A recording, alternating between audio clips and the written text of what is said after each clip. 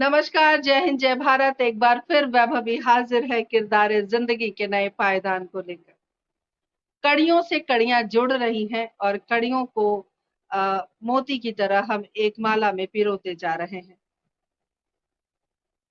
45, 46, 47 episode अपने आप में एक बड़ी उपलब्धि, एक बड़ा रास्ता जो हमने तय किया आपके साथ।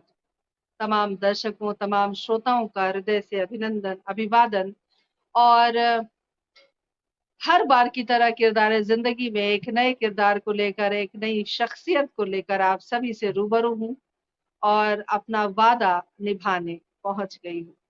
आज एक खास शख्स से आपको मिलवाने वाली हूं, उनका परिचय मैं देती हूं। डॉक्टर अनीता कपूर से आज आप रूबरू होंगे। बहुत अच्छी कवित्री हैं, साहित्यकार हैं, कैलिफोर्निया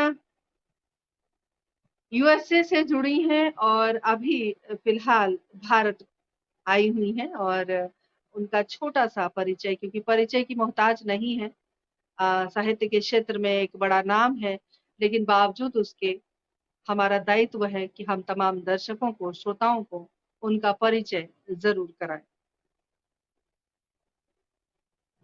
आप रिवाड़ी में पैदा हुई, भारत की रहने वाली। एमए हिंदी एवं अंग्रेजी में आपने किया, पीएचडी अंग्रेजी से किया। सितार एवं पत्रकारिता में आपने डिप्लोमा किया है।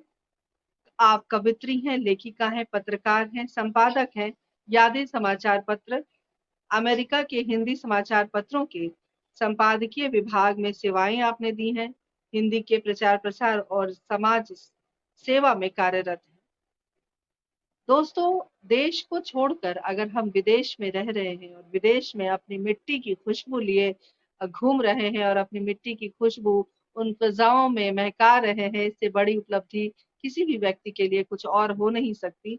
हिंदी की सेवा करते हुए इनको कई साल बीत गए हैं और व्यवसाय से आप बे एरिया इमिग्रेशन एवं लीगल सर्विसेज अमेरिका के लिए अनुवादित का कार्य करना और साथ ही अमेरिका में वैदिक ज्योतिष, हस्तरेखा, टैरो कार्ड, वास्तु ज्योतिष विद्या में कार्यरत हैं आप। बावजूद उसके आपने प्रकाशन, आपकी कई प्रकाशन जो किताबें आपकी आई हैं, बिखरे मोती, कादम्बरी, अछूते स्वर, ओस से भीगते सपने, सांसों के हस्ताक्षर, काव्य संग्रह है ये। दर्पण के सवाल, आधी आबादी का आकाश, बोंजाई, सैलानी चांद, धूप की मछलियां और कुछ लघु कथा संग्रह भी आपकी आई हुई हैं। अनेकों भारतीय एवं अमेरिका की पत्र पत्रिकाओं में कहानी, कविता, कॉलम, साक्षात्कार एवं लेख प्रकाशित हो चुके हैं। भारत में भी आजकल आपकी धूम है। भारत में भी बहुत सारे पुरस्कारों से आपको सम्मानित किया गया है। अंतर्राष्ट्रीय और राष्ट्रीय कई पुरस्कार आपको प्राप्त हैं और ऐसी शख्सियत से आपको रूबरू कराने के लिए वैभवी लेकर आई है। तमाम श्रोता जो अभी हमसे जुड़े हैं और जो आगे भी जुड़ेंगे, उनका हृदय से अभिनंदन करती हूँ, अभिवादन करती हूँ। और चलिए अपने आगंतुक अतिथि जो कि डॉक्टर अनीता कपूर, बहुत बहुत स्वागत, अभिनंदन। कार्यक्रम से जुड़ने के लिए हृदय से आभार। जी, बहुत बहुत धन्यवाद, आभार व्यक्त करती हूँ। आपने इस सम्मानीय मंच से हमें आज जोड़ा है और हमें आपने याद रखा और आपको देखती आई हूँ अभी तक। आपका संचालन हमेशा बहुत अच्छा होता है। हमने आपको ऑफलाइन ऑनलाइन दोनों तरीके से देखा है बोलते हुए। तो आपकी तो हम बोलने की और आपकी जो तरीका है संचालन करने का, हम पहले से ही कायल हैं आपके। बहुत बहुत आपका धन्यवाद देती हूँ। और जैसे आपने कहा कि अभी भारत आई हूँ और यहाँ धूम मचाई है। धूम नहीं मचाई है, बल्कि हम अपने आप को सौभाग्यशाली मानते हैं कि जब हम भारत आते हैं तो आप लोगों से इतना प्यार, मोहब्बत और सम्मान मिलता है। जो काम हमने प्रदेश में किए हैं, प्रवास में किए हैं, तो उसके लिए जब सम्मानित होती हूँ तो उससे क्या होता है कि एक शक्ति और ऊर्जा बॉडी के अंदर चलती है और हमें प्रोत्साहन मिलता है, ऊर्जा मिलती है, जिसकी वजह से हम यहाँ से वो ऊर्जा एकत्रित करके जब जाते हैं वहाँ पर और दुगने जोश से काम कर पाते हैं। तो भारत आना तो हमें हमेशा ही बहुत प्रिय है और यहीं की पैदाइश है, यहीं पैदा हुई हूँ और यहीं पली बड़ी हूँ। तो वो तो एक जड़ें हैं हमारी भारत। जी।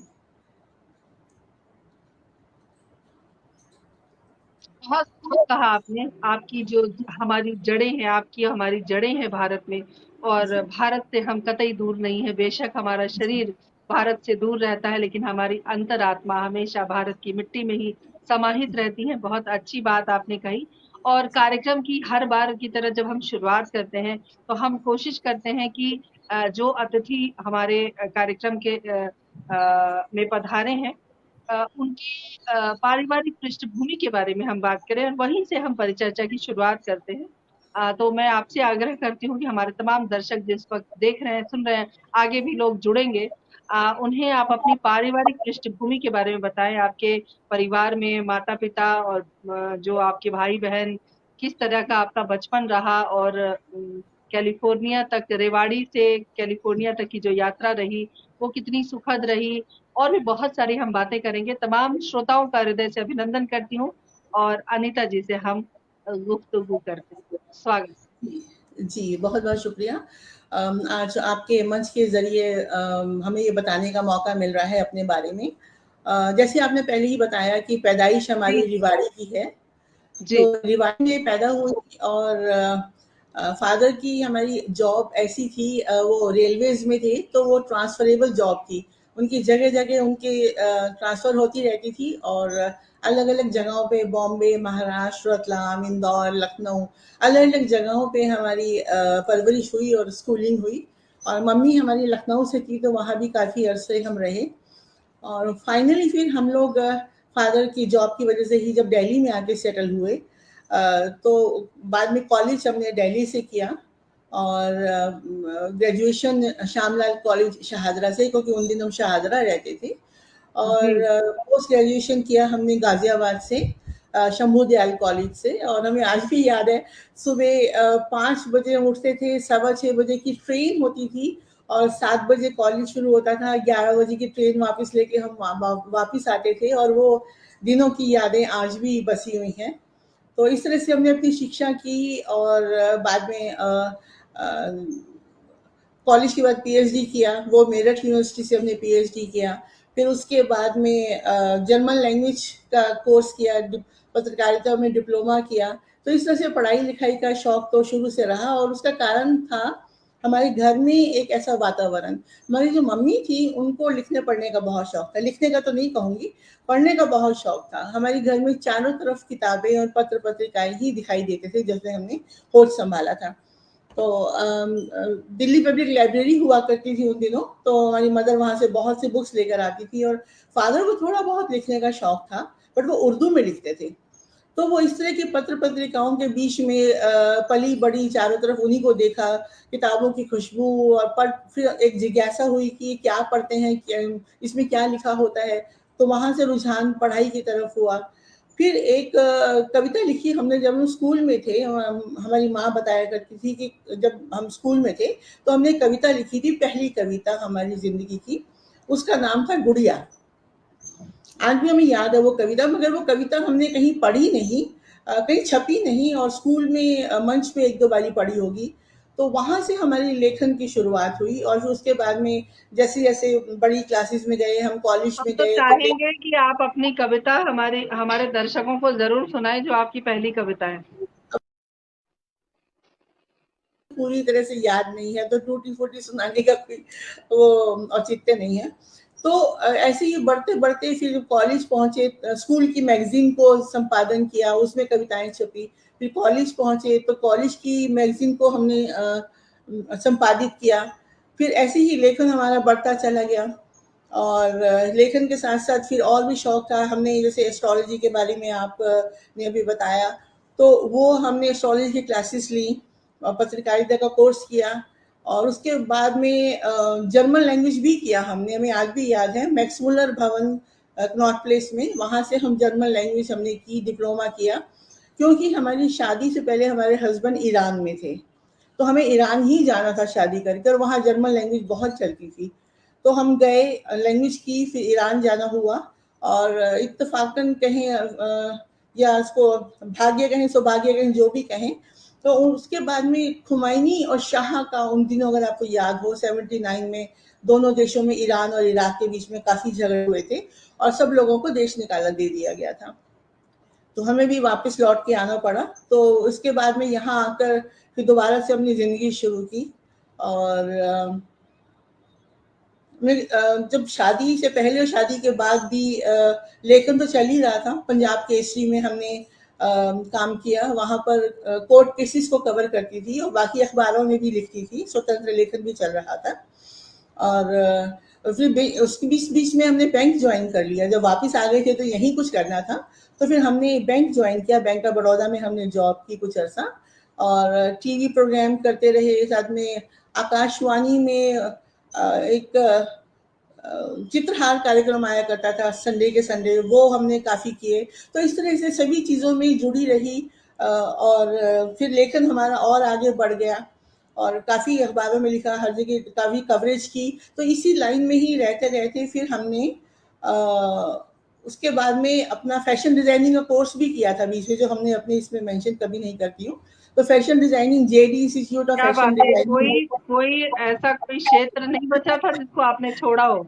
जी, बस ऐसे ही था। तो JD institute of fashion technology हॉस्का से हमने फैशन डिज़ाइनिंग कोर्स भी कर लिया था और फिर हमने अपना ही इंस्टीट्यूट खोला था फैशन डिज़ाइनिंग का दिल्ली में।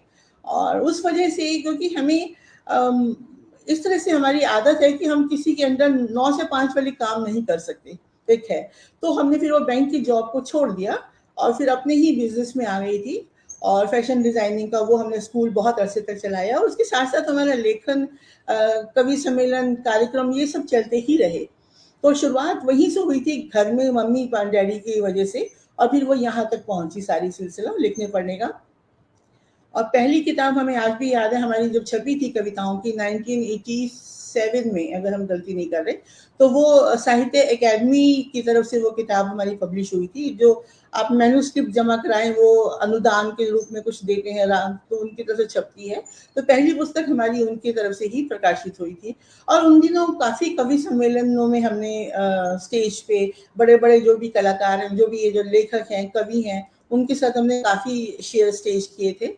और अभी हम जब यहाँ आए इस बार अमेरिका से, यहाँ थोड़ा इस बार लंबे टाइम रह रही हूँ, 4-5 महीने हो गए हैं। तो अपने पिटारे हमने खोले हैं, तो उनमें बहुत सी भूली बिसरी यादें निकल के आ रही हैं, जो हम गाहे बगाहे फेसबुक पे डालते रहते हैं। कभी शिवानी जी का लिखा हुआ लेटर आए हमारे पास है, कभी मिश्र जी का लिखा हुआ है, कभी राही जी का लिखा हुआ कुछ है, कभी कोई कवि सम्मेलन है। तो वो डालती रहती हूँ, तो पुरानी यादें ताज़ा हो रही हैं। तो बहुत अच्छा लगता है कि उन दिनों भी हमने अपने आप को काफ़ी मसरूफ़ रखती थी और टाइम मैनेजमेंट ऐसा कर लिया करती थी कि घर भी चलता रहा हमारा और साथ में अपना लेखन भी चलता रहा।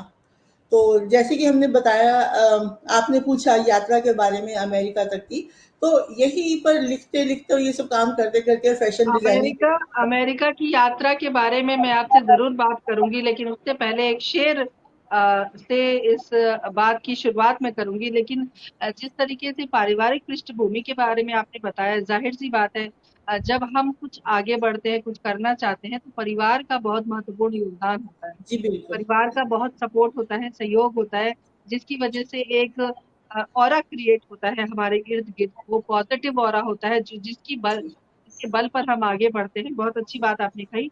बहुत जी, सारे श्रोता आपसे रूबरू होने के लिए जुड़ गए हैं, मैं उनका एक बार अभिनंदन करती हूँ और फिर अमेरिका की यात्रा पे चलेंगे। जी, डॉक्टर रत्नेश्वर सिंह जी पटना, बिहार से जुड़ गए हैं, वरिष्ठ साहित्यकार हैं, बहुत-बहुत स्वागत अभिनंदन करती हूँ। जी, हमारे साथ संजय जी लगातार जुड़े हुए हैं, बहुत स्वागत अभिनंदन। हमारे साथ डॉक्टर मोहन सिंह कुशवाहा जी जुड़ गए हैं, वरिष्ठ कवि साहित्यकार हैं, बहुत-बहुत स्वागत अभिनंदन करती हूँ। जी, आप सभी तमाम सुधी जनों का हृदय से अभिनंदन करती हूँ, स्वागत करती हूँ और आप सभी से आग्रह करती हूँ कार्यक्रम को आप शेयर करें, ताकि ज़्यादा से ज़्यादा लोगों तक हमारा ये कार्यक्रम पहुँच सके। जी, जी, पारिवारिक धन्यवाद पृष्ठभूमि के आपसे। बारे में हमने चर्चा कर ली अनीता जी। जी, जी, और अमेरिका तक जाने के लिए एक शेर अर्ज़ है। श्री भारत भूषण आर्य जी का एक शेर है जो मुझे याद आता है, मैं अक्सर गुनगुनाया करती हूँ कि जी, अगर ले ले जा सको मौसम, वतन का साथ ले जाओ, कहाँ क्या परदेस का मौसम कलेजे से लगाता है। तो क्या अब बात! आप इस बात की पुष्टि करें कि परदेस के मौसम ने कितना आपको कलेजे से लगाया और कितना कुछ आपको भारत छोड़कर वहाँ पर हासिल हुआ और वहाँ का वातावरण आपको कितना प्रभावित करता है। बहुत-बहुत स्वागत। जी, धन्यवाद। प्रदेश के मौसम ने कितना गले लगाया, वो गले तभी लगा पाया जब हमारे फेफड़ों में भारत की हवा भरी हुई थी। आप हमसे लोग पूछते हैं कि आप इंडिया बार-बार जाते हैं, आप कई लोग ऐसे हैं जो वहाँ से यहाँ पर बरसों तक नहीं आ पाते या नहीं आना चाहते और हमारा साल में 1-2 चक्कर लग ही जाते हैं। तो लोग पूछते हैं कि तुम बार-बार इंडिया क्यों जाती हो? तो हमारा जवाब यही होता है 2 कारण से जाती हूँ। एक तो वहाँ से तालियां बटोरने और प्रशंसा बटोरने जिसकी वजह से यहाँ काम कर पाती हूँ हिंदी का, और दूसरा वहां से अपने फेफड़ों में हवा भर पाती हूँ, तभी यहाँ आके जिंदा रह पाती हूँ, क्योंकि वो हमारी कर्म भूमि है और ये हमारी मातृभूमि है। तो भारत से प्यार तो हमेशा हर एक प्रवासी का होता ही है, कहूंगी शायद हमारा कुछ ज्यादा है, तभी यहाँ पे बार बार आती हूँ।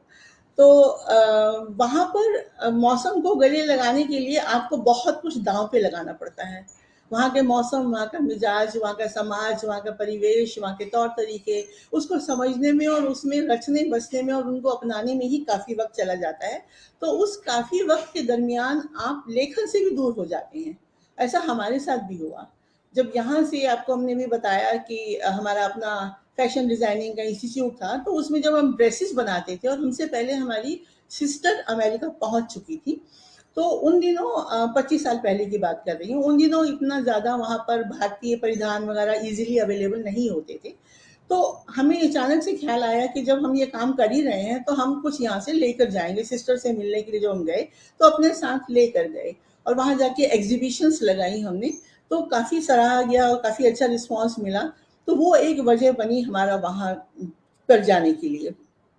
और जब वहाँ गए तो देखिए, जैसे आपने बताया कि एस्ट्रोलॉजर हूँ, मगर हमारा अपना भी तो भाग्य और किस्मत काम करता है। तो शायद भाग्य में यही था कि हमें उस उम्र में जाके 25 साल पहले बाहर विदेश में बसना था स्थायी तौर पे। तो कुछ ऐसा ही बना कि वहाँ पर फिर जब हमें बसने का एक बना साधन और हम वहाँ पे बस गए, तो बस तो गए, बट वहाँ पर हिंदी नहीं थी और हिंदी से दूर रहना, लेखन से दूर रहना, तो वो कुछ साल काफ़ी कठिन हर एक की ज़िंदगी में आते हैं जब तक वो सेटल नहीं हो जाते। वो हमारे उसमें भी आए। उन दिनों बहुत कुछ हमने भी प्रयास किए अपने आप को उस तरह से भारत से दूर रहने के लिए, और काम आया वहाँ पर हिंदी का प्रेम। हिंदी का प्रेम इस तरह से काम आया कि जैसे अभी आपने हमारे परिचय में बताया, अनुवादिका का काम करती हूँ। चूँकि हिंदी जानती थी, इंग्लिश जानती थी, तो एक हमें ऑफ़र मिली अनुवादिका का काम करने के लिए, इंटरप्रेटर एंड ट्रांसलेटर। वो हमने ज्वाइन किया और वो हमने कई सालों तक वो काम किया। तो उसमें क्या था कि वो हिंदी से इंग्लिश और इंग्लिश से हिंदी, इमिग्रेशन में कहीं आपको जाना है, आपका ग्रीन कार्ड का मसला है, आपको आपके मेडिकल प्रॉब्लम है, आपको कहीं भी जाना है, तो आपको चाहिए किसी इंटरप्रेटर की। वो ऑफलाइन ऑनलाइन दोनों तरीके से होते थे। ऑफलाइन के उन दिनों तो फ़ोन ही होते थे। तो वो एक कार्य आज भी कर रही हूँ, बट आज उतनी शिद्दत से नहीं कर पाती हूँ क्योंकि पहले फुल टाइम थी, अभी सिर्फ ऑन कॉल रहती हूँ। वो अभी भी वो चल रहा है हमारा। तो वो सब करते करते फिर देखा कि वहाँ उन दिनों हिंदी नहीं थी ज़्यादा, तो उसके लिए हमने प्रयास किया। फिर अपनी संस्था बनाई, ग्लोबल हिंदी ज्योति, जिसके तहत हमने हिंदी का कार्य करना शुरू किया। और फिर अखबार निकाली। उन दिनों अखबार भी बिल्कुल नहीं होती थी और अब भी कम कम है, इक्का दुक्का ही अखबारें मिलेंगी आपको हिंदी की, खासतौर से हमारे क्षेत्र में, कैलिफोर्निया में जहाँ हम रहते हैं। तो हमने यादें, पहले तो 2-3 अखबारें थी, उनके लिए काम किया, फिर अपनी ही अखबार निकाली, यादें। तो वो काफ़ी सालों हमने अखबार निकाली है और अभी कोरोना से कुछ पहले ही वो उसको हमने बंद किया। वजह ये रही बंद करने की कि अखबार निकालना वहाँ पर भारत के मुकाबले बहुत बहुत चुनौती भरा काम है। आसान काम नहीं है वहाँ अखबार निकालना। एक तो लोग खरीद के नहीं पढ़ते हैं, हिंदी वाले लोग कम हैं। मानसिकता हमारी ये है कि अंग्रेजी में ही ज़्यादा आपको, आपका स्टैंडर्ड है, अंग्रेजी में जाना चाहिए, हिंदी के लिए नहीं। तो हिंदी के लोगों को ढूंढना पड़ता है वहाँ पर। तो वो काफ़ी, और फिर हमको उनको देना पड़ता है, बांटना पड़ता है, और उनकी जो कॉस्ट आती है अखबार निकालने की, वो काफ़ी ज़्यादा आया करती थी। अभी तो ऑनलाइन अखबारें निकल रही हैं जो आसानी से हो जाता है, बट हमारा प्रिंट में निकलता था। तो वो काफ़ी अर्से वो अखबार निकाली, फिर अभी हमने उसको बंद करना पड़ा क्योंकि वहाँ पर जो कॉन्सुलेट जनरल है उनसे निवेदन किया कि आप हमें थोड़ी मदद करें, क्योंकि कॉन्सुलेट जनरल के प्लेटफॉर्म पर ही हमारा अखबार का विमोचन हुआ था, लोकार्पण हुआ था, क्योंकि पहली अखबार थी वहाँ की। तो बाद में फिर उनसे हमने निवेदन किया कि आप कुछ हमें अनुदान दीजिए, सपोर्ट कीजिए, जो नहीं मिली। हमने काफ़ी उनसे खतों किताबत किया, बट नहीं मिला। तो अल्टीमेटली हमें लगा कि अब ये मुश्किल हो रहा है, तो फिर कोरोना आ गया, तो वो हमें बंद करना पड़ा। तो अभी योजना है कि उसको दोबारा से ऑनलाइन शुरू करूँगी, जो काफ़ी कंपैरेटिवली आजकल ईज़िली है। तो वो एक काम अभी हमारा करना बाकी है। तो ख़ैर वापस आते हैं हिंदी के बारे में, तो हिंदी का वहाँ पे काम शुरू किया, संस्थाओं का कवि सम्मेलन, प्रोग्राम्स और कम्युनिटी वर्क काफ़ी किया है। चूँकि यहाँ भारत में भी पहले जाने से पहले आपको अभी बताया नहीं हमने कि लॉयंस क्लब में भी थी। लॉयंस क्लब की डिस्ट्रिक्ट A321 की प्रेसिडेंट थी और यहाँ काफ़ी हमने कम्युनिटी का काम किया था। और उन दिनों ऑनरेरी SHO बनाए जाते थे। जब हम यहाँ पे थे भारत में जाने से पहले, तो हमें ऑनरेरी SHO अपॉइंट किया था और साथ में नानकपुरा थाने दिल्ली में एक महिला विंग बनाया गया था, उसकी ऑनरेरी जज के रूप में भी हमने काफ़ी काम किया, जिसमें डोमेस्टिक प्रॉब्लम्स सॉल्व किया करते थे हम। तो वो एक अनुभव लेकर साथ में गई थी, तो वो काम हमने वहाँ भी किया। Same community work, domestic problem को लेकर वहाँ की जो NGOs हैं, जो संस्थाएं हैं, उनके साथ जुड़कर हमने काफ़ी काम किया। तो ये सारे अनुभव हमारे वहाँ पर काम आए। और फिर जब थोड़ा-सा सेटल होने के बाद में फिर हमें अपनी एस्ट्रोलॉजी की याद आई, क्योंकि वो भी हमने पढ़ा हुआ था और वो तो हमारी आत्मा में बसा हुआ है कि वो हम छोड़ नहीं पाए उसको। तो फिर धीरे-धीरे वहाँ पे उसकी भी डिमांड थी, तो हमने फिर अपना एस्ट्रोलॉजी का काम शुरू किया। तो बाय प्रोफ़ेशन आज कह सकती हूँ कि हम बाय प्रोफ़ेशन व्यवसाय जो हमारा है वो एस्ट्रोलॉजी का है। और हिंदी तो करते हैं, वो हिंदी प्रेम की वजह से हिंदी का काम होता है। और साथ में इंटरप्रेटर एंड ट्रांसलेटर, उनमें उतना टाइम नहीं दे पाती हूँ अपनी एस्ट्रोलॉजी के व्यवसाय की वजह से। बहुत बढ़िया। जी। बहुत खूबसूरत बातें चल रही हैं और हमारे साथ बैंगलोर से राही राज जी जुड़ गए हैं। स्वागत अभिनंदन करती हूँ। और डॉक्टर कुशवाहा लगातार हमसे जुड़े हुए हैं। एक बहुत सुंदर सा संदेश आपके लिए आया है, मैं चाहती हूँ कि मैं पढ़कर सुनाऊं। जी, डॉक्टर ज़रूर। मोहन सिंह कुशवाहा लिखते हैं कि अपनी हिंदी विदेशों में भी आप जैसे लोगों के कारण विस्तार पा रही है। हम आभारी हैं, वाकई हम आभारी हैं उन तमाम देश के उन परिंदों की जो कि अपने देश को छोड़कर घरौंदा विदेशों में बनाते हैं और अपनी मिट्टी को वहां पर सम्मान दिलाते हैं, अपनी भाषा को सम्मान दिलाते हैं। और जिस तरह हिंदी की बिंदी की बात होती है, उसी तरह एक आपके चेहरे पर भी बिंदी चमक रही है। वो बहुत बड़ी बिंदी है। इस बिंदी का क्या राज है वो भी हम जानना चाहेंगे कि अमूमन सिर्फ मुझे लगता है दो ही साहित्यकार ऐसे हैं जो चित्रा जी को मैंने बिंदी लगाते हुए देखा है। शायद बड़ी बिंदी वो भी लगाती हैं, थोड़ी छोटी लगाती हैं वो। चित्रा जी। और जी। डॉक्टर रमा सिंह लगाती हैं बड़ी बिंदी और एक बिंदी आप लगाती हैं इतनी बड़ी। तो बस हम जानना चाहते हैं। गीतांजलि जी हमारे साथ जुड़ गई हैं, स्वागत अभिनंदन। राम देवी जी हमारे साथ जुड़ गई हैं, बहुत बहुत अभिनंदन। स्वागत करती हूँ तमाम श्रोताओं का, तमाम सुधियों का जो हमारे कार्यक्रम की शोभा बढ़ाने के लिए उपस्थित हैं। और हिंदी की बिंदी को छोड़कर अगर ये आपकी बिंदी की बात करें तो इतनी जी। खूबसूरत, इतनी बड़ी बिंदी का क्या राज है? बिंदी का एज सच कोई ऐसा राज नहीं है कि जो हम आपसे शेयर करें। बस बिंदी लगाने का देखिए, हम पहले तो भारतीय हैं, बाद में हम प्रवासी हैं।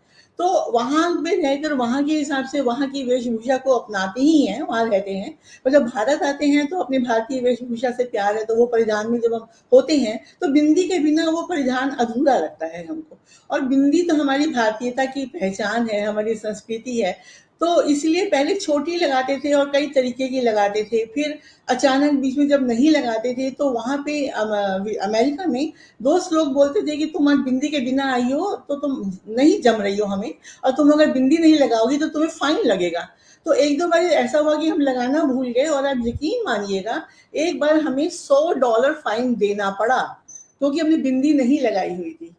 तो वो धीरे-धीरे ऐसी पहचान बन गई, फिर लोगों ने कहना शुरू किया कि वो कौन-सी वाली अनीता, वो कहने बड़ी बिंदी वाली अनीता। तो वो पहचान बनते-बनते फिर हमें लगा शायद लोग कहते हैं कि बिंदी लगाना अच्छा लगता है हमारे चेहरे पर, तो बस ऐसे ही लगाते अब ऐसी आदत हो गई है कि बिंदी के बिना पहचान हमारी हो ही नहीं पाती है। और बल्कि लोग अगर नाम से नहीं जानते तो कोई दूसरे को बताएँगे, अरे वो अनीता, कौन-सी अनीता? अरे वो वाली अनीता ना जो बड़ी बिंदी लगाती है, तब वो पहचानते हैं कि वो अनीता कपूर के बारे में बात की जा रही है। तो ये हमारी पहचान बन गई है और प्रेम है बस। बहुत बढ़िया। भारतीय हम हैं और भारतीय महिलाएं बिंदी जरूर लगाती हैं और जी, बिंदी से हमारी शान है। जी। बेशक चाहे छोटी बिंदी लगाएं या बड़ी बिंदी, लेकिन बिंदी लगाना हमारी परंपरा है, हमारी संस्कृति है और हम इसे छोड़ नहीं सकते। पटल के जी, मुख्य सलाहकार सुरेंद्र शर्मा सागर जी हमसे जुड़ गए हैं, स्वागत अभिनंदन करती हूँ। डॉक्टर मोहन सिंह कुशवाहा बहुत अच्छी बात लिख रहे हैं। तमाम सभी को शुभ संध्या लिखा गीतांजलि जी ने। सभी का अभिनंदन करती हूँ, स्वागत करती हूँ। सभी से आग्रह है, गुजारिश है कि कार्यक्रम को शेयर करें ताकि ज्यादा से ज्यादा लोगों तक डॉक्टर अनीता कपूर की जो भावनाएं हैं, जो उनकी संवेदनाएं हैं, जो उनकी लेखनी है, जिस लेखनी के दम पर, जिस कार्य के दम पर आज वो किरदार जिंदगी का हिस्सा बनी है, लोगों तक जरूर पहुंचे। और मैं हृदय से आप सभी का अभिनंदन करती हूँ, स्वागत करती हूँ। अनीता जी, कुछ कविताएं हो जाए। जी ज़रूर। अब जैसे हिंदी के ऊपर ही बात हो रही थी, इसके पहले एक बात और जोड़ना चाहूंगी अगर आप इजाजत दें। हिंदी की बात हो रही है और प्रवास में हिंदी की बात जैसे अभी आपने की, तो ये जरूर कहना चाहूंगी कि भारत भी आती हूँ और यहाँ पर भी हिंदी का इतना काम होता है वो देखती हूँ, और वहाँ जो हम लोग काम करते हैं अपनी अपनी सक्षमता के अनुसार, प्रवासी लोग वहाँ हिंदी का काम करना चुनौती भरा काम है, यहाँ से कहीं कहीं ज्यादा चुनौती भरा।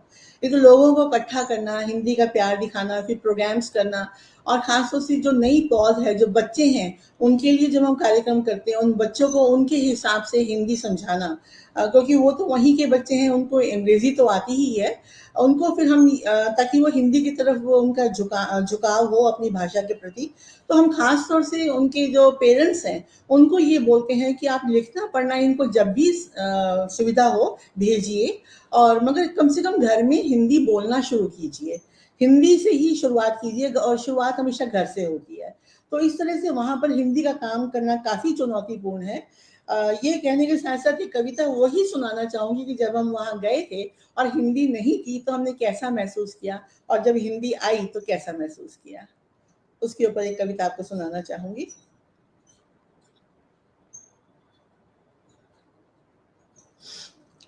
ये कविता है, मैं वर्षों सर्द रही, मैं वर्षों सर्द रही, अलास्का की बर्फ धीरे धीरे मेरे अंदर जमने लगी थी, अलास्का की बर्फ धीरे धीरे मेरे अंदर जमने लगी थी, पर मुझे तो दौड़ना था, पर मुझे तो दौड़ना था, उधार के शब्दों से मुझे कोई रचना नहीं रचनी थी, माने इंग्लिश में हमें कुछ नहीं लिखना था, हमें हिंदी में ही लिखना था, तो उधार के शब्दों से मुझे कोई रचना नहीं रचनी थी, कुछ समय तक मैं कछुआ बन गई थी, कुछ समय तक मैं कछुआ बन गई थी, पर आंखें खोल से बाहर ही छोड़ दी थी।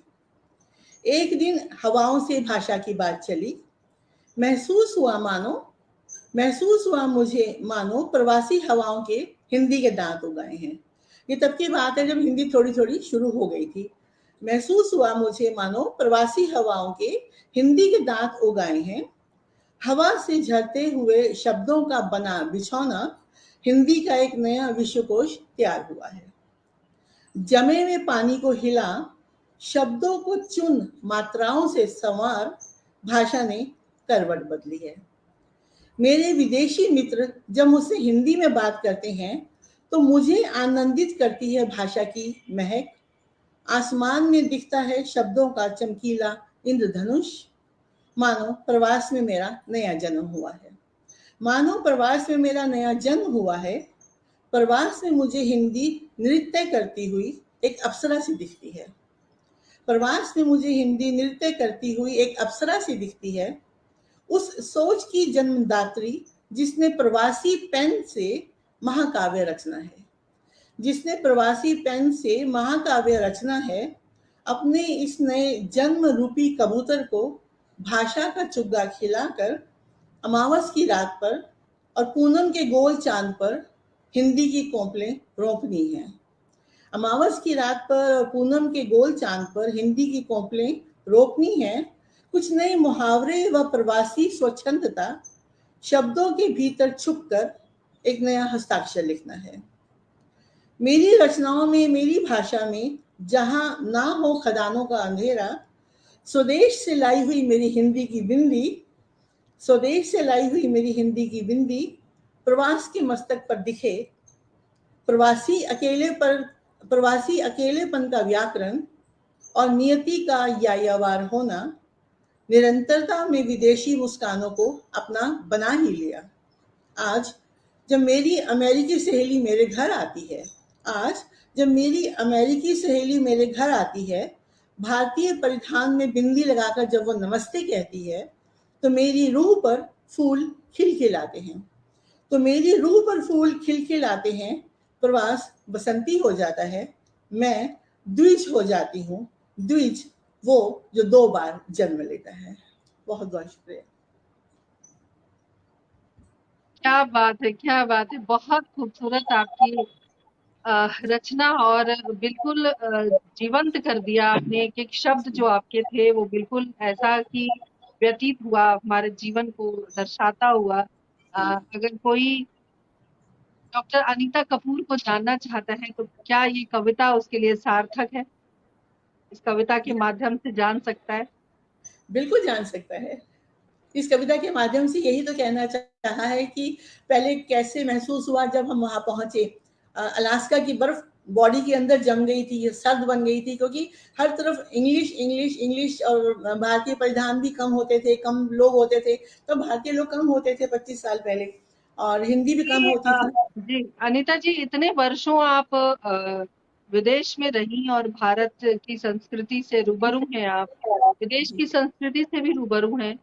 जी। आज की जो परिस्थिति है जहाँ हम पाश्चात्य की ओर अग्रसर हैं, उसकी सभ्यता संस्कृति अपनाना चाहते हैं, जब हम विदेशी परिधान में होते हैं और विदेशी भारतीय परिधान में होते हैं, उस क्षण आपके मन मस्तिष्क में क्या कौतूहल होता है? क्या सोचती हैं आप इस बारे में, जब आपको अपने लोग विदेशी परिधान में दिखाई देते हैं और विदेशी भारतीय परिधान में?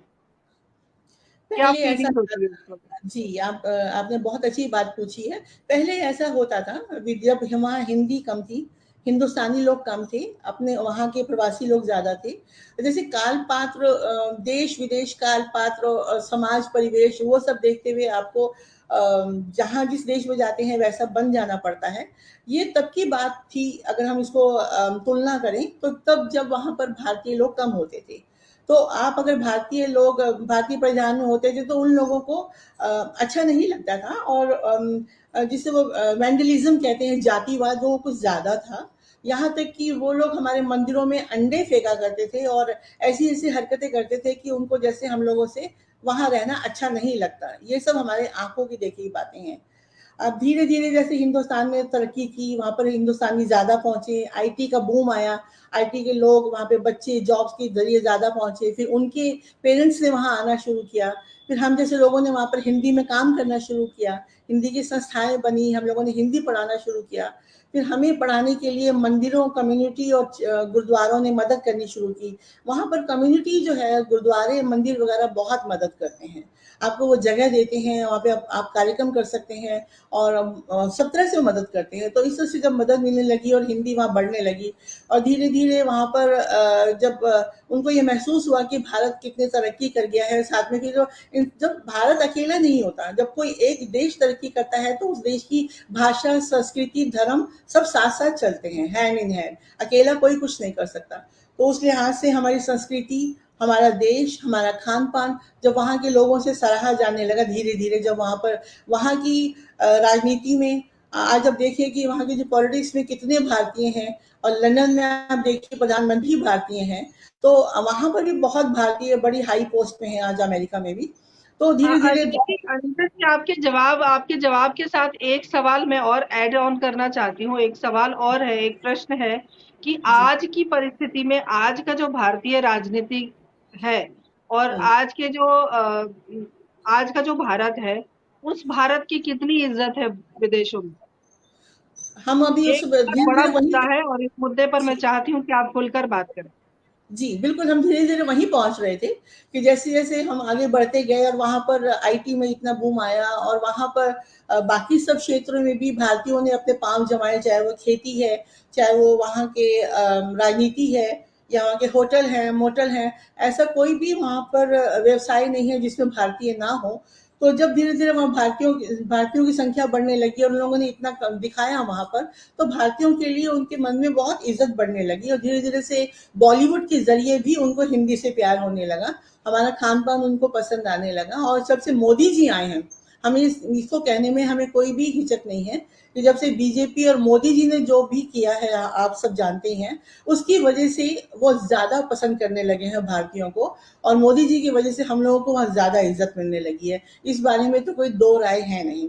बट उसके साथ साथ बाकी सब चीज़ें सबका जैसे तिनका तिनका करके ही घर बनता है। तो जैसे जैसे भारतीय वहाँ पहुँच रहे हैं और अपने कामों से वहाँ पर अपने पैर जमा रहे हैं और इतना कुछ करके दिखा रहे हैं, आज वहाँ पे रईसों में गिनती होती है। उनके दिमाग में ये बात हो गई है कि अगर कोई रईस है तो वो अमेरिका से ज़्यादा भारतीय लोग रईस होते हैं।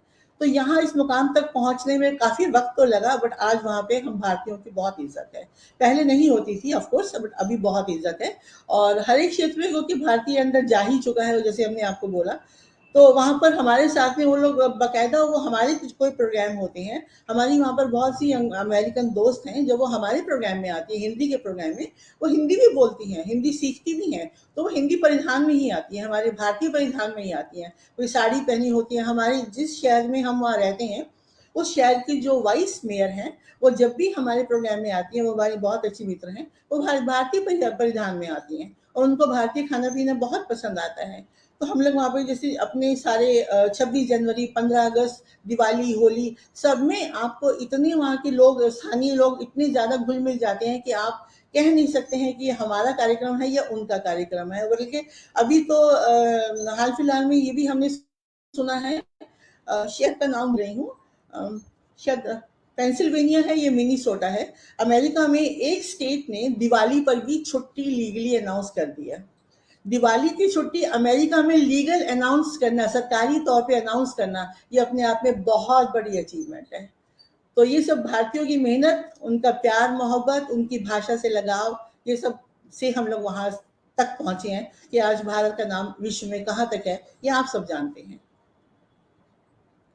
बहुत सही कहा आपने। भारत का नाम जो और एक वर्चस्व जो फैल रहा है, बढ़ रहा है, वो हम सब की मेहनत, लगन और निष्ठा की बदौलत है। और जिस तरीके से भारतीय राजनीति का एक नया दौर शुरू हुआ है, उसकी वजह से भी बहुत चीजें आसान हो गई हैं आज के समय में। और डॉक्टर मोहन सिंह कुशवाहा लिखते हैं, जिंदाबाद, जय हिंद। बिल्कुल जय हिंद। हमारा हिंद हमेशा जय रहा है, जय रहेगा। और बिल्कुल। साहित्य के प्रति आपका जो रुझान है, और परिवार में आपके पति या बच्चे कितना सहयोग कर पाते हैं साहित्य को आगे बढ़ाने में? या कई बार ऐसा होता है कुछ चुनौतियों का सामना करना पड़ता है, या कुछ इजीली सब कुछ अवेलेबल होता है? आपके साथ कौन सी कंडीशन? देखिए, चाहे वो साहित्य हो, चाहे वो कुछ भी और क्षेत्र हो, ईज़िली तो कुछ अवेलेबल होता नहीं है। आपको मेहनत तो बहुत करनी पड़ती है, और मेहनत के साथ-साथ टाइम मैनेजमेंट। अगर आप एक साथ 2-2, 3-3 काम कर रहे हैं, तो टाइम मैनेजमेंट बहुत ज़रूरी है। उसकी वजह से आज हम ये सब कर पाते हैं। और जहाँ तक परिवार की आपने बात की है, तो हमारे हस्बैंड बहुत पहले ही भगवान के पास चले गए, जब हम अभी भारत में ही थे। तो उनका तो सहयोग के बारे में हम क्या ही बताएँ, तब तो इतना काम भी थोड़ा बहुत ही, तो वो तो मैं बहुत माफी चाहती हूँ, इसके बारे में मुझे जानकारी कोई नहीं बात थी। नहीं, कोई बात नहीं, कोई बात नहीं। आप नहीं जानती हैं इसलिए तो आपने पूछा।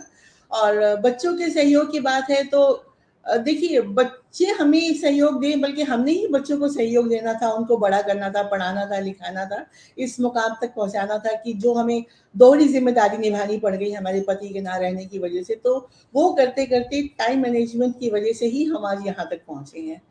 तो इस बारे में डिटेल में और ज़्यादा कुछ नहीं बता पाऊँगी कि टाइम मैनेजमेंट हमने कैसे किया, कैसे ज़िम्मेदारियाँ निभाई।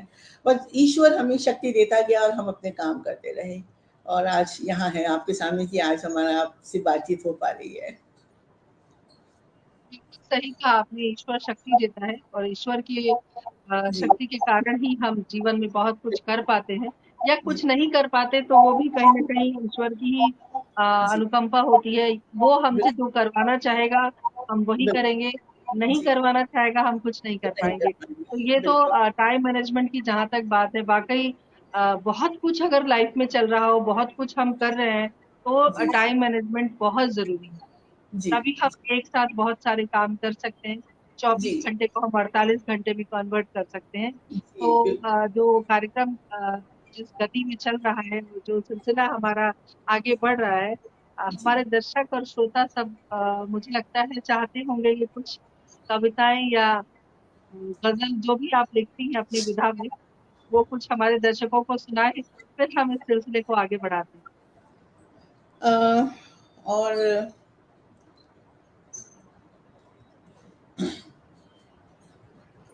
एक कविता और आपको सुनाना चाहूँगी, क्योंकि वहाँ पर रहकर क्या है, एक नॉस्टैल्जिक मोमेंट आता ही है हर एक की ज़िंदगी में। जब आप प्रवास में रहते हैं, तो नॉस्टैल्जिक मोमेंट्स आते हैं जब आप अपने देश को, अगर आप 1 साल भी नहीं आएँगे तो याद आने लगता है अपना देश, अपना घर, अपना गाँव, अपने बचपन। तो उन दिनों जब वो बहुत याद आती है, तो उन यादों के वक़्त में ये एक कविता हमने लिखी थी, अगर हमें मिल जाती है तो। अ माफ़ कीजिए, शायद हमको पहले निकाल के रख लेनी चाहिए थी, मिल गई। तो ये उन दिनों की कविता है जब हमें बहुत बचपन अपना याद आता है, कभी-कभी ऐसे मोमेंट्स हर एक के उसमें आते हैं। तो कविता का शीर्षक है नहीं भूली हूँ। नहीं भूली हूँ मैं आज तक अपने बचपन का वो पहला मकान। नहीं भूली हूँ मैं आज तक अपने बचपन का वो पहला मकान, पिताजी का बनाया वो छोटा मकान, कुछ ऋण ऑफिस से लिया, बाकी गहने माँ के काम आए। पर मेरे लिए तो वो ताजमहल था। सफेद ना सही, लाल ही सही, तो ताजमहल तो था। छत पर सोने का मजा तो वैसे भी ताजमहल में कहाँ आ सकता था। छत पर सोने का मजा तो वैसे भी ताजमहल में कहाँ आ सकता था।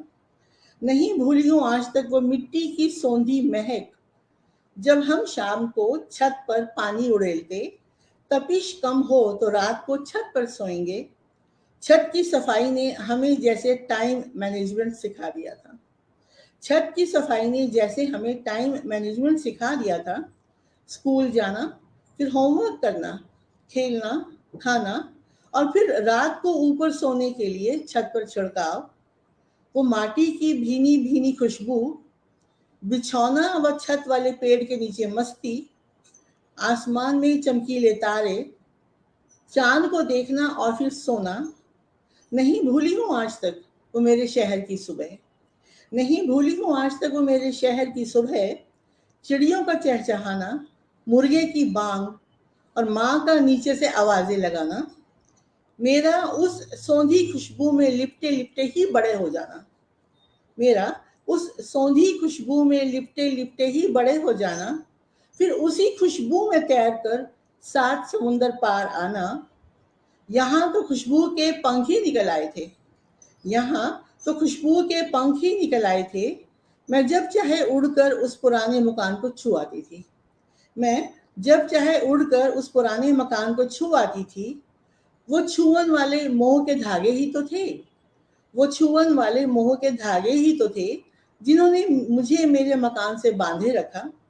इसलिए नहीं भूली हूँ मैं आज तक अपने बचपन का वो पहला मकान, जिसकी यादें दिल में सीमेंट बन गई हैं और दिल वही मकान बन गया है। जिसकी यादें दिल में सीमेंट बन गई है और दिल वही मकान बन गया है। नहीं भूली हूँ मैं अपने बचपन का पहला मकान। क्या धन्यवाद। बात है! बहुत खूबसूरत, बहुत सुंदर और मिट्टी की भीनी-भीनी खुशबू यहाँ जी। तक आ रही है और तमाम जो श्रोता इस वक़्त देख सुन रहे हैं, खुशबू उनके ज़हन तक भी पहुँच गई है, क्योंकि जी। हमारी जो मिट्टी की खुशबू है, वो बहुत ही ज़्यादा इत्र से भी ज़्यादा खुशबूदार है, बिल्कुल। सुगंधित है और मरते दम तक उसकी जो खुशबू है, वो हमारे ज़हन में रहेगी। जी। बहुत सुंदर कार्यक्रम चल रहा है, बहुत सारी बातें आपसे साझा हो रही हैं। जी। डॉक्टर अनीता कपूर बचपन में चुलबुली थी या वो चुलबुलाहट अभी भी है या एक संजीदा जीवन जी रही हैं? बहुत चुलबुली नहीं थी, संजीदा थी। शायद वजह ये रही कि सेंसिटिव थी, बहुत विचारों में डूबी रहती थी, लिखने का एक शौक पैदा हो गया था। तो चुलबुलाहट कहीं अंदर दब गई थी अपने लेखन की वजह से। कुछ ऐसा हमें याद है, कोई बहुत चुलबुलाहट, जैसे किसी को अपने बचपन की यादें होती हैं, चुलबुलाहट, हँसी-मज़ाक, उस तरह की कुछ अगर यादों की बात करूँ कि कितनी चुलबुली थी, तो एक ही सिर्फ हमको हादसा, अपना हादसा तो नहीं कहूँगी, एक ही एक किस्सा याद आता है अपनी चुलबुलाहट का, अगर आप कहें तो सुना सकती हूँ। हम बचपन में जब जैसे बताया कि फादर की ट्रांसफर की वजह से, उनकी जॉब की वजह से अलग अलग जगहों पे रहते थे। तो एक बारी हमें पलवल में कहीं रहना पड़ा था, हमें याद है, तब हम छोटे छोटे थे बहुत, और शायद हम थर्ड थर्ड स्टैंडर्ड में थे, और हमारी सिस्टर वो सेकंड में थी। तो हमने रात को मम्मी डैडी को ये बात करते हुए सुन लिया कि कल हमारे स्कूल जाने के बाद वो लोग पिक्चर देखने जाएंगे। तो हमने सुन लिया, और सुबह हम तैयार होके निकल गए अपनी बहन का हाथ पकड़ के कि हम स्कूल जा रहे हैं। और वहां से जाके रास्ते में ही हमने अपनी सिस्टर को बोला कि रात को हमने सुना था कि मम्मी डैडी पिक्चर देखने जाएंगे, तो हम भी स्कूल नहीं जाएंगे, चल वापस चलते हैं, उनके साथ हम भी पिक्चर देख लेंगे। तो थोड़ी देर में हम बहन को वापस लौटा लाए, और दरवाजा खटखटाया, और मम्मी डैडी हम लोगों को देख के सकते में कि ये वापस कैसे आ गए हैं। तो जब हमने बताया, सिस्टर ने बताया कि ये मुझे वापस खींच के ले आई है कि हमने पिक्चर देखने जाना है मम्मी डैडी के साथ, तो काफी कुटाई हुई थी हमारी कि तुम चोरी चोरी हमारी बातें सुनती हो। तो ये एक दो ही किस्से हैं जो हम कह सकते हैं कि हमें याद है, बाकी ज्यादा हमें जैसे चुलबुले हम नहीं थे, क्योंकि शुरू से ही पढ़ने लिखने का शौक रहा और लेखन का शौक पैदा हो गया, तो उधर ही ध्यान ज्यादा रहता था हमारा, पढ़ाई लिखाई की तरफ। हाँ, बाकी हर एक के देखिए मन में एक बच्चा तो होता ही है। कभी कभी मौका मिलता है तो वो किसी तरीके से भी आप उसे बाहर निकाल देते हैं अपनी चुलबुलाहट को, अपने बचपने को, चाहे वो लेखन के जरिए निकालें कुछ लिखकर, या नाटक के जरिए, चित्रकारी के जरिए, या कैसे भी, या कहीं घूम कर। तो वो सब कभी कभी जैसे जहाँ मिलता है, बट लगातार चुलबुलाहट वाली बात ऐसी नहीं है हमारे साथ। बिल्कुल सही कहा। और मुझे लगता है कि जितने बच्चों की बचपन में कुटाई हुई है, वो बच्चे भविष्य में बहुत आगे गए हैं। और बहुत आपको, आपके पेरेंट्स को साधुवाद कि उन्होंने आपकी कुटाई की, तब जी आपकी एक नई दिशा बनी और आज देश विदेश के तमाम लोग आपको जानते हैं। आपको आपकी लेखनी के माध्यम से, आपकी साहित्य सेवा के माध्यम से, हिंदी की सेवा के माध्यम से। बहुत अच्छी बात। डॉक्टर पुष्पलता तनेजा जी हमारे साथ जुड़ गई हैं, स्वागत अभिनंदन करती हूँ। नमस्कार। बहुत उम्दा बातें चल रही हैं, और संजीदगी की बात जहाँ होती है, तो हर व्यक्ति में कहीं न कहीं कोई बच्चा होता है, या अगर बच्चा ना हो तो व्यक्ति संजीदा होता है, जैसे कि आपने कहा। जी कभी ज़िंदगी में ऐसा महसूस हुआ कि काश मैं ये ना कर रही होती तो मैं वो कर रही होती? या कई बार ऐसी चीज़ें होती हैं कि हम करना कुछ चाहते हैं, हम करने कुछ लग जाते हैं। क्या आपके साथ भी ऐसी कोई घटना, या ऐसा कुछ कोई दूसरा फ़ील्ड आप चाहती थी, जहाँ आप जाना चाहती थी, लेकिन आपकी जो दिशा है ईश्वर ने कहीं और मोड़ दी, या इसी दिशा में आप चलना चाहती थी? नहीं, ऐसा नहीं है। हर एक जब हम लोग जवानी में आते हैं, जहाँ पर हमें तय करना होता है उस उम्र में आकर कि हमें आगे क्या बनना है, किस तरफ जाना है, तो कभी तो पेरेंट्स ही आपकी दिशा तय कर देते हैं, और वो दिशा इतनी सही होती है कि आप चल पड़ते हैं, तो मुकाम तक पहुँच जाते हैं। कभी पेरेंट्स आपकी दिशा तय नहीं कर पाते हैं, तो भगवान तय करता है, और फिर वो वही करता है जो वो चाहता है। तो हमारे साथ भी ऐसा हुआ कि उन दिनों एयरलाइंस, इंडियन एयरलाइंस और एयर इंडिया ही हुआ करते थे। इंडियन एयरलाइंस में एयर होस्टेस बनना चाहती थी, तो वो हमने उसका इंटरव्यू भी दिया, रिटर्न पास किया, इंटरव्यू दिया, सिलेक्शन हो गया, घर पे लेटर आ गया। बट हमारे फादर को वो जॉब पसंद नहीं आई, उन्होंने कहा मैं तुम्हें एयर होस्टेस नहीं बनने दूंगा। तो उनकी वजह से फिर हमने एयर होस्टेस नहीं बन पाई। बट उसी दरमियान फिर हमारी शादी हो गई, ईरान चली गई, तो शायद वैसे नहीं प्लेन में बैठने को मिला, तो वैसे ईरान चली गई। तो भगवान को वही मंजूर होगा कि शायद हमें विदेश में जाना होगा। तो बस एक यही कह सकती हूँ, इसके अलावा तो बाकी यही कह सकती हूँ कि हम कुछ सोचते हैं, भगवान कुछ सोचता है, जो भगवान सोचता है वही सही होता है। तो मलाल कभी नहीं रखना चाहिए कि ये बनना था या वो बनना था। हम तो भूल भी गए इस बात को, आपने पूछा तो याद आ गई आज वो बात। तो फिर भी भगवान का शुक्र है कि उसने जो हमें बनाया, जो हमें मौके दिए, जहाँ आज हम इस मुकाम पर हैं, तो वो उसी की आज भी रजामंदी, और हम उसके बहुत शुक्रगुजार हैं कि भगवान की मर्जी से हम चले। सही कहा। जो ईश्वर की मर्ज़ी होती है, वो बहुत ही उम्दा होती है, और वो हमारे लिए सही होती है। जी बेशक हमें लगता है कि कुछ समय के लिए वो चीज़ें गलत हो रही हैं, लेकिन जी उसका जो परिणाम होता है, वो बिल्कुल सही होता है हमारे लिए। और ईश्वर ने आपको साहित्य के क्षेत्र में आगे जी बढ़ाया, और देश की मिट्टी का नाम आपने जी विदेश के की धरती पर उसको क्या कहते हैं, सींचा, ये अपने आप में बड़ी बात है। और इसके लिए तमाम जो हमारे देशवासी हैं, जो श्रोता हैं, जो सुधी हैं, जो देख सुन रहे हैं, आगे भी कार्यक्रम को देखेंगे सुनेंगे, उन सब की ओर से साधुवाद देती हूँ, क्योंकि हमारी मिट्टी को आप वहाँ मनवाने की कोशिश कर रही हैं।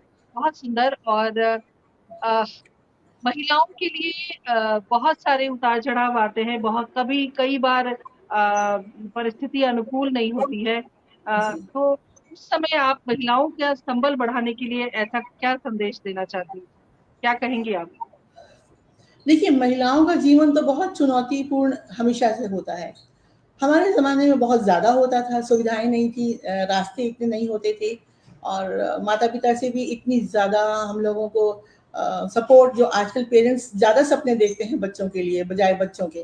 तो चुनौतीपूर्ण तो शुरू से ही रहा है महिलाओं के लिए, बट यही कहना चाहूँगी छोटे से शब्दों में कि वो कुछ भी बनना चाहें ज़िंदगी में, एक तो फ़ोकस रखें, टाइम मैनेजमेंट, फ़ोकस और अपने आप पर पूरा विश्वास रखें और अपने पैरों पे सबसे पहले खड़ी हो जाएँ।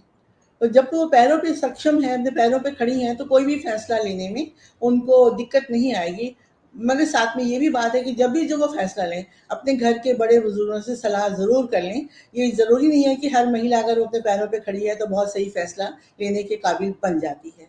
तो अपने पेरेंट्स की सलाह ज़रूर लें और हिम्मत ना हारें और ये मान के चलें कि भगवान ने अगर ये जन्म उनको दिया है, तो चुनौतियों से भरा हुआ ही सही, पर चुनौती में भी मज़ा है और चुनौतियों से लड़ते हुए आगे बढ़े उसका मज़ा कुछ और ही होता है। आसानी से मिल गया तो वो बात नहीं बनती है। तो सबसे ज़्यादा महिलाओं के लिए हमें इस बात में बहुत है और हमने देखा है कि आज तो इतनी महिलाएँ सक्षम हैं, अपने पैरों पे खड़ी हैं, चाहे वो काम वाली हैं, मेड हैं या बाहर जॉब कर रही हैं। सभी अपने आप में इतनी ज़्यादा सक्षम और इतनी आगे बढ़ चुकी हैं महिलाएँ, कि देखकर अच्छा लगता है कि कहाँ से कहाँ महिलाएँ आज पहुँच गई हैं। तो उसका कारण यही है कि अपने पैरों पे वो खड़ी रहें और अपने कॉन्फिडेंस और फोकस के साथ आगे बढ़ती रहें महिलाएं।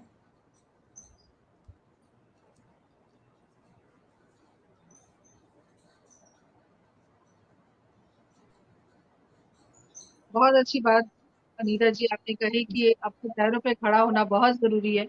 और तब हम जब हम सक्षम होते हैं, तभी हम कुछ भी परिवर्तन अगर हम करना चाहें अपने परिवार में, अपने समाज में, अपने देश में, तो हम उस लायक बने पहले, तभी हम परिवर्तन की सोच सकते हैं। जी। बहुत। जी। मेरी आवाज़ जी। अब तक पहुँच रही है? जी पहुंच रही है। जी। बहुत अच्छी बात। और पुष्पलता तनेजा जी ने बहुत अच्छे-अच्छे संदेश भेजे हैं। मैं हृदय से आभारी हूँ। तमाम जी। सुधी का हृदय से आभारी हूँ, क्योंकि आपने अपना कीमती वक़्त हमें दिया है, हमारे कार्यक्रम को चार चाँद लगाने के लिए। मैं हमेशा कहती हूँ कि आप हैं तो हम हैं। आपकी वजह से हमारा कार्यक्रम सुचारू रूप से चलता आ रहा है। 1 साल कंप्लीट होने वाले हैं। परिचर्चा के 1.5 साल होने वाले हैं। तो ये सब जो समय हमने व्यतीत किए, अलग-अलग विषयों पर हमने बात की, वो सब आपकी ही देन है, क्योंकि आप इतनी तन्मयता से अपना समय देते हैं, हमें सुनते हैं, हमारे अंदर ऊर्जा का संचार होता है और हम उस तरीके से आगे अपना काम करते हैं। हम ये तो कहना अनीता चाहेंगे जी, कि आप हैं तो हम हैं। आप हमें नहीं अगर बात करने का मौका देंगे, तो हमें भी ऊर्जा का संचार नहीं आएगा, हम कैसे आगे बढ़ पाएँगे? तो दोनों ही एक-दूसरे के पूरक हैं। आपके बिना हम नहीं, आपके और हमारे बिना आप नहीं, दोनों एक-दूसरे के पूरक हैं। अनीता जी, आपकी कीर्ति और आपका जो काम है, वो आपको यहाँ तक लेकर आया है, और जो प्यार, दुलार, आशीर्वाद आपको मिलता रहा है, आगे भी मिलता रहेगा, वो सब बहुत आपके कार्य की वजह से मिल रहा है। जो हिंदी के प्रति समर्पण है आपका, देश के बहुत प्रति समर्पण है, उस समर्पण भाव को आपको ईश्वर पुरस्कृत कर रहे हैं और आगे भी करते रहेंगे। चलते-चलते हमारे तमाम दर्शकों को, हमारे देशवासियों को क्या कहना चाहेंगी? बस यही कहना चाहूँगी कि आप जो काम कर रहे हैं, बस फ़ोकस रहकर अपना काम करें और अपना एक चरित्र बनाए रखें और किसी भी काम को करने के लिए कभी भी कोई कॉम्प्रोमाइज़ ना करें। अगर आप बड़ी निष्ठा से और धैर्य से अपने काम को करते रहेंगे, तो हम नहीं समझते कि कोई वो मुकाम जहाँ पहुँचना पाते हैं, वहाँ आप ना पहुँच पाएँ। वो सबसे ज़्यादा ज़रूरी है और कर्म के बिना फल कभी मिलता नहीं है। किस्मत के भरोसे कभी हम रह नहीं सकते। कर्म करना बहुत ज़रूरी है, तभी किस्मत आपका साथ देगी। बहुत अच्छी बात आपने कही कि कर्म करते रहिए, कर्म करेंगे तो फल अवश्य मिलेगा, आज नहीं तो कल मिलेगा। और किस्मत के भरोसे, भाग्य के भरोसे रहना मुझे लगता है बहुत गलत है। अपनी जो कर्म की रेखा है उसे बढ़ाइए। और बिहार से लाइव करते करते अब मैं दिल्ली से लाइव कर रही हूँ, क्योंकि बिहार की यात्रा समाप्त हो गई है। और अपने शहर में आकर, अपने घर में आकर बहुत सुखद अनुभूति हो रही है। बहुत समय की यात्रा थी मेरी, और उसके बाद हम उपस्थित हुए हैं। और जिस जुनून की डॉक्टर अनीता कपूर बात कर रही हैं, कहीं न कहीं वो जुनून है जिसकी वजह से बिहार में भी ना तो परिचर्चा बाधित हुई, ना किरदारे ज़िंदगी बाधित हुई। मैंने हर संभव प्रयास किया, मेरी पूरी टीम ने हर संभव प्रयास किया कि हम इस कार्यक्रम को कहीं बाधित ना होने दें और अपना 100% दें। तो ये सब आपके प्यार दुलार का और आशीर्वाद का नतीजा है, जिसकी वजह से हम आज खड़े हैं, ऊर्जा से युक्त हैं। डॉक्टर अनीता कपूर, हमसे बात करने के लिए, हमारे कार्यक्रम का हिस्सा बनने के लिए हृदय से मैं पूरी टीम की ओर से आभारी हूँ। और और दुआ करती हूँ आपको कि आप बहुत ऐसे सारी ही आगे बढ़ती रहें। जी, आपको बहुत सारी शुभकामनाएँ। इसी तरह हिंदी की बिंदी को आप और चमकाते रहें, और आपके माथे पर ये बिंदी हमेशा शोभायमान रहे, और आपकी जो पहचान है, उस पहचान को किसी की नज़र ना लगे। दिन दुगनी रात चौगनी आप तरक्की करें। तमाम सुधी श्रोताजनों का मैं हृदय से आभारी हूँ, और अगली बार किरदार ज़िंदगी के नए पायदान को लेकर फिर रूबरू होंगी। तब तक के लिए आज्ञा दीजिए। नमस्कार। जय हिंद, जय भारत, शुभ रात्रि। धन्यवाद। जय भारत।